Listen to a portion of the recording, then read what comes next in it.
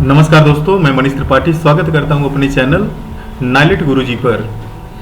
Tally का basically ये tutorial है जिसमें हम एक इम्पॉर्टेंट टॉपिक जिसका नाम होता है बीआरएस या फिर बैंक रिकन्सिलिएशन स्टेटमेंट, इसको डिस्कस करने जा रहे हैं। बीआरएस क्या होता है पहले ये जान लेते हैं। जब कभी भी बैंक से रिलेटेड कोई ट्रांजेक्शन आप करते हैं तो आप अपनी एंट्री अपनी बुक में करते हैं, जो कि कैश बुक होती है। उसमें एक कॉलम होता है बैंक का, और वही सेम एंट्री बैंक आपका रिकॉर्ड करके देता है पासबुक में। आमतौर पे देखा गया कि जो एंट्री आपने जिस डेट पे रिकॉर्ड की होती है वही एंट्री आपका पासबुक में भी उसी डेट पे हुआ होता है। अब जैसे मान लीजिए 1/4 को आपने 10,000 रुपये से खाता खोला, तो यहाँ पे भी 1/4 को आपके खाते में 10,000 रुपये दिखेंगे। तो जो डेट पे पैसा आपका यहाँ पे दिख रहा था उसी डेट पे यहाँ पे भी पैसा सेम दिखेगा। लेकिन कभी कभी क्या होता है ना कि दोनों में पैसे का डेट वाइज डिफरेंस आ जाता है। कैसे आ जाता है? जैसे आपके पास एक एम्प्लॉय था जिसको 1/10 को आपने 3,000 का चेक बना के दिया, तो जब 3,000 का चेक बना के दे देंगे तो आप अपनी बुक में लिख देंगे कि हमारे खाते में पड़ा होगा केवल 7,000। अब चेक तो आपका 3 महीने तक चलता है। आपका एम्प्लॉय 1/10 को गया ही नहीं बैंक में, वो गया 12 तारीख को, 12/10 को गया और आपके खाते से 3,000 निकाला। तो 12/10 को तो यहाँ 7,000 होगा, लेकिन जब यहाँ पे हम देखेंगे कि 1/10 को 7,000 है और यहाँ पे भी 1/10 का स्टेटमेंट निकालेंगे, ठीक है, तो यहाँ पे भी आपका भी 10,000 दिख रहा होगा। क्यों 10,000 दिख रहा होगा? क्योंकि 1/10 को एम्प्लॉय यहाँ पहुंचा ही नहीं, वो तो 12/10 को पहुंचा, 10-12 दिन के बाद पहुंचा।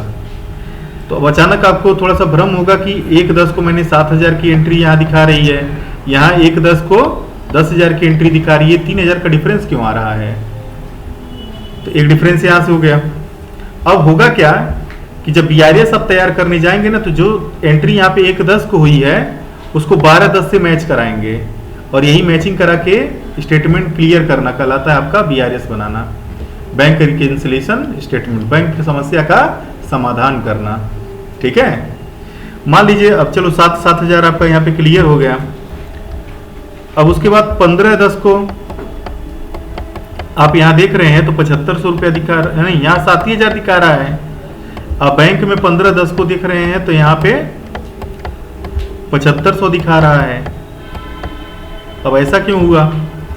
ठीक है, यहाँ पे 7,000, यहाँ 7,500, यहाँ कम है, यहाँ ज़्यादा क्यों हो गया? क्योंकि बीच के किसी एक डेट पे 500 रुपये इंटरेस्ट आपके खाते में क्रेडिट हो गया है। ठीक है, तो वो चीज़ इधर तो चढ़ाई नहीं गई है, तो पता चलता है कि 13 तारीख को इंटरेस्ट हमारे खाते में जमा हो गया। तो 13 तारीख को यहाँ पे हम क्या करेंगे, एक इंटरेस्ट की एंट्री करके हम यहाँ पे टोटल कर देंगे इसको 7,500 रुपये।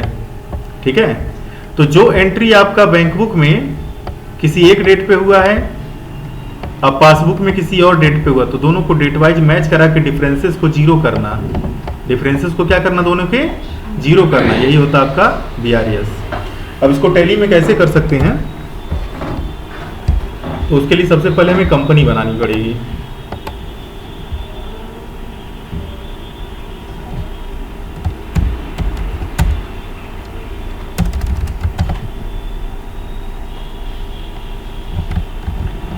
कंपनी जब बन जाती है तो उसके लिए हम लेजर बनाएंगे।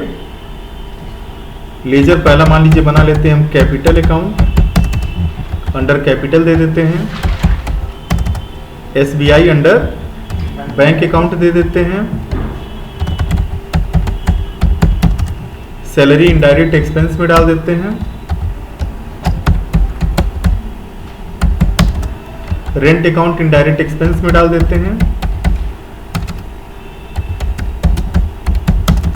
कमीशन इसको इनडायरेक्ट इनकम में डाल देते हैं। तो ये सब हमारे लेजर्स हो गए। अब वाउचर एंट्री करने आएंगे तो गेटवे ऑफ टैली के वाउचर्स में आ जाएंगे। पहली एंट्री हम करेंगे F6 में, तो F6 वाले बटन पे हम क्लिक कर देंगे। पहले बिजनेस को स्टार्ट करते हैं तो कुछ पैसे लगा लेते हैं, क्रेडिट, कैपिटल, डेबिट, कैश, ये एक्सेप्ट कर जाता है। उसके बाद कंट्रा में आके कुछ पैसा बैंक में जमा कर देते हैं, तो क्रेडिट में हो जाएगा कैश, कितना जमा कर रहे हैं, तो मान के चलो 50,000 रुपये जमा कर रहे हैं। डेबिट में हो जाएगा क्या? बैंक। बाकी ये सब नोट वोट का डिटेल है, कितने कितनी नोट डाल लिए थे आपने, 50,000 खाते में आ गया। अब F5 करके हम पेमेंट करते हैं। F5 पेमेंट में पहले मान लो हमने क्या दिया होगा, सैलरी। तो चेक बना के सैलरी दिया 1 तारीख को, लेकिन हमारा जो एम्प्लॉय था वो पहुंचा होगा 2 तारीख को, ठीक है। तो अभी फिलहाल 1 तारीख को जब चेक बना के देंगे तो 1 तारीख की एंट्री कर लेते हैं। मान लो सैलरी कितना हमने दिया होगा, 10,000। अब क्रेडिट में चेक बनाया होगा तो क्रेडिट में हो जाएगा बैंक, है ना। चेक नंबर यहाँ पे जो भी आपको डालना है आप डाल सकते हैं। देखो यही इंस्ट्रूमेंट नंबर है, ठीक है। डेबिट में सैलरी, क्रेडिट में SBI। उसके बाद उसी तरह से फिर रेंट हम पेड कर सकते हैं। मान लो 2,000 रुपया रेंट था, ये दे दिया, क्रेडिट में क्या होगा, SBI। फिर यहाँ पे नंबर डालना होगा, डाल दीजिएगा। अब उसी प्रकार से मान लो कमीशन प्राप्त किए हैं, तो कमीशन जब प्राप्त करेंगे तो एंट्री F6 में होगी। क्रेडिट में कैपिटल होगा, सॉरी क्रेडिट में कमीशन होगा। कितना कमीशन पाए हैं, मान के चलो 10,000 रुपये, ठीक है। डेबिट में क्या होगा, कैश हो जाएगा। तो सारी की सारी एंट्री हमने 1 तारीख को की हुई है। तो हमने अपने अकाउंट में 1 तारीख को सारा एंट्री कर लिया, लेकिन ये सारी एंट्री बैंक तक 1 तारीख को पहुंची ही नहीं। कोई 2 को पहुंची, कोई 3 को पहुंची। तो हमारा 1 तारीख और उसका बैंक का 2 और 3 तारीख दोनों को मैच करा के डिफरेंसेस को 0 करना पड़ेगा। अभी जाते पीछे चेक करते हैं, तो स्केप करके पीछे आएंगे। गेटवे ऑफ टैली में नीचे मिलेगा डिस्प्ले मोर रिपोर्ट, यहाँ पे मिलेगा फिर अकाउंट बुक, फिर कैश और बैंक बुक मिलेगी। और ये जो SBI दिख रहा है ना, इस पे 1 2 बार इंटर कर देंगे।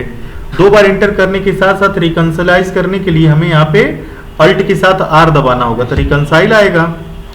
ऐसे स्टेटमेंट आ गया।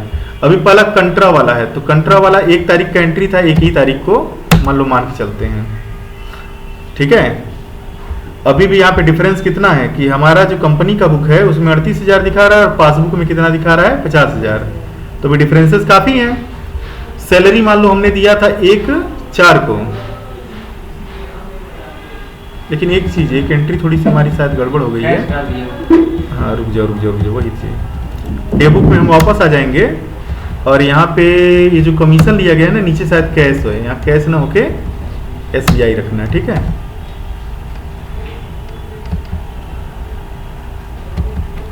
फिर से आ जाते हैं डिस्प्ले मोर रिपोर्ट में, अकाउंट बुक पे, कैश बैंक बुक और ये SBI पे आ जाते हैं। और यहाँ पे हम कर दे हैं अल्ट के साथ R। तो ये जो कंट्रा वाउचर में पैसा जमा किया था तो मान लो 1 तारीख को था, तो 1 ही तारीख को बैंक दिखा रहा था। लेकिन सैलरी जब हम चेक बना के दिए थे ना, तो हम तो 1 तारीख को बनाए थे, लेकिन हमारा एम्प्लॉय पहुंचा बैंक में कब, 2 तारीख को। अभी नीचे देखना डिफरेंस कम होंगे, हो रहे ना। अरे क्या, यही दोनों डिफरेंस है, यही हट जाएगा। अभी रेंट मैं 1 तारीख को चेक बना के दे दिया था, लेकिन हमारे जो मकान मालिक रहे होंगे वो 2 तारीख को गए खाते से पैसा निकाले, तो बैंक वाला डेट हो गया 2 तारीख। और देखिए डिफरेंस कम हो गया। कमीशन जो हम पाए थे, हम तो 1 ही तारीख को पा गए थे, लेकिन चेक लगाया तो खाते में पैसा 2 तारीख को आया, तो पासबुक में तो 2 तारीख को चढ़ेगा ना, 2 तारीख हम यहाँ डाल देते हैं। अब आप देख सकते हैं कि जितना हमारा कंपनी बुक दिखा रहा था कि 48,000 है, वैसे पासबुक भी दिखा रही कितनी है, 48,000 ही आपके खाते में है। अब दोनों का डिफरेंस क्या हो गया, इक्वलाइज हो गया। आई बात समझ में। अब इसको कंट्रोल A करके एक्सेप्ट करा दो। यही होता है आपका बैंक रिकंसिलिएशन स्टेटमेंट तैयार करना। अब जब दोबारा यहाँ आओगे ना तो यहाँ पे दिखेगा भी नहीं। तो मान लो SBI फिर से एंटर किए और अल्ट R दबाएंगे ना तो खाली दिखेगा। तो यहाँ करना क्या है, कॉन्फ़िगर में आना, नहीं कॉन्फ़िगर में नहीं आना होता है, बेसिस ऑफ वैल्यूज में, ठीक है। आएंगे इंक्लूड रिकंसिलाइज ट्रांजेक्शन, इसको हम कर देंगे क्या, यस, और स्किप करके अब पीछे आते हैं। अब फिर से ये दिखाई देगा, नहीं तो बाय डिफॉल्ट दिखाई नहीं देता है, ठीक है। तो अपनी कंपनी की बुक की स्टेटमेंट और पासबुक की स्टेटमेंट दोनों को इक्वलाइज करना डेट वाइज, यही कहलाता है क्या, BRS तैयार करना। यहाँ पे वह डेट होगी जब ट्रांजेक्शन आपने किया था, और यहाँ पे वह डेट होगी कि वह ट्रांजेक्शन बैंक में कब हुआ था। अपने ट्रांजेक्शन और बैंक के ट्रांजेक्शन की डेट को यहाँ मैच कराएंगे तो डिफरेंसेस दोनों के क्या होंगे, 0 हो जाएंगे, और तब तैयार होगा आपका BRS, bank reconciliation statement. Clear है।